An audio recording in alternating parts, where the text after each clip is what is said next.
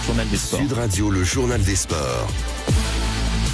Jules Boscherini, bonjour. Bonjour Maxime, bonjour à tous. Le journal des sports, avec vous, l'actualité sportive, évidemment, qui est très importante aujourd'hui parce qu'elle est marquée par quoi ? Par le retour du rugby. Et Dieu sait que sur Sud Radio, on aime le rugby. C'est la reprise du Top 14. Enfin. Et oui Maxime, nouvelle saison, nouveaux compteurs, nouveaux joueurs. On est reparti pour une saison qui s'annonce palpitante Maxime. 6 matchs au programme aujourd'hui avec le petit nouveau pour lancer le bal. L'US Montauban qui se déplace à Jean-Bouin pour y affronter le Stade Français à 13h. Et 15 ans après leur dernier passage dans l'élite, les Montalbanais ont conscience du gap qui les sépare des autres écuries du championnat. Mais c'est bien avec des ambitions qu'ils abordent cette nouvelle saison. On arrive sur la pointe des pieds, on ne sait pas trop où on va, ni ce qu'on est capable de faire. On va tout miser sur le maintien parce qu'on a trouvé ça stupide de se dire de gagner 4 matchs, 6 matchs, 20 matchs, 10 matchs.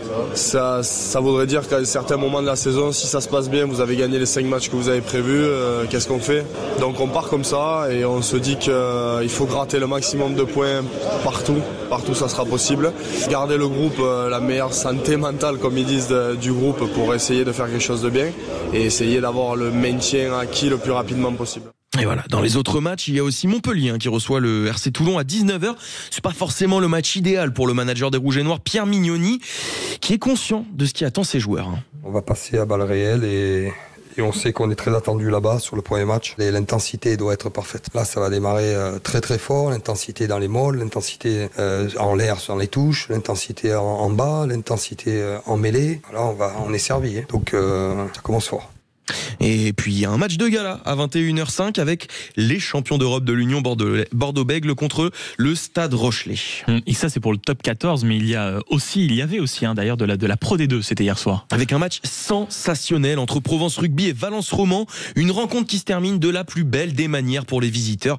Écoutez ça, 30 partout, il reste 8 secondes de jeu. Lucas Méré a la balle de match pour aller gagner du côté d'Aix-en-Provence avec Valence Roman.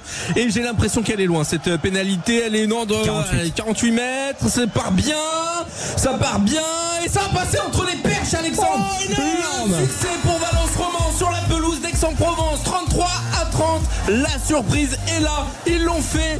Les Dromois, ils vont s'imposer dans le sud de la France. 33-33 et c'est partout. Et je peux vous dire que Lucas Méré peut laisser exploser sa joie. Il a été très bon et il a été monstrueux sur cette pénalité de la gagne. Magnifique cette pénalité de la gagne. Et donc Valence Roman qui monte dans les 3 premières places du classement grâce à cette victoire. Et c'est une surprise en ce début de saison. Et puis vous le disiez, Sud Radio est la radio du rugby. Donc un nouveau rendez-vous à partir de lundi. Le 3e mi-temps, ça sera sur Sud Radio. C'est le tout nouveau podcast qu'on veut vous proposer pour revenir justement sur tout le week-end rugby du top 14 à la Pro D2 avec les analyses, les réactions, mais pas seulement. Vous retrouverez Cyprien Bétou et toute l'équipe rugby qui vous donne rendez-vous, je vous le dis, dès lundi midi en podcast. Ça se trouve sur l'application Sud Radio ou sur le site sudradio.fr. Mon cher Jules, il y a du rugby. On adore le rugby, mais il y a aussi du foot. Et là aussi, c'était grandiose hier soir parce que c'était la victoire de l'équipe de France qui s'est imposée face à l'Ukraine. Et oui, c'était en Pologne et les Bleus l'emportent 2-0 après des réalisations de Olysée et de Kylian Mbappé. Et malheureusement, dans ce match, on note la blessure d'Ousmane Dembélé, le grand favori pour le Ballon d'Or. Et c'est une blessure qui passe pas forcément bien du côté des dirigeants parisiens.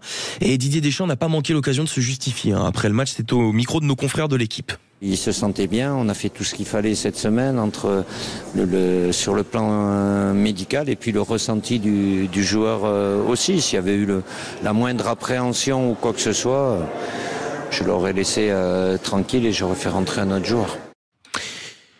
Donc résultat 2-0 pour l'équipe de France, mais Ousmane Dembélé blessé et qui ne participera pas à la fin de cette trêve internationale. Et forcément, ça va créer des déceptions en interne, mais aussi pour les fans. Et toujours en football, c'est quand même la semaine qui a été marquée par la fin du mercato, Jules. Bah oui, puisque le championnat il a repris depuis quelques semaines, mais le mercato lui avait encore lieu. Il s'est clôturé en début de semaine.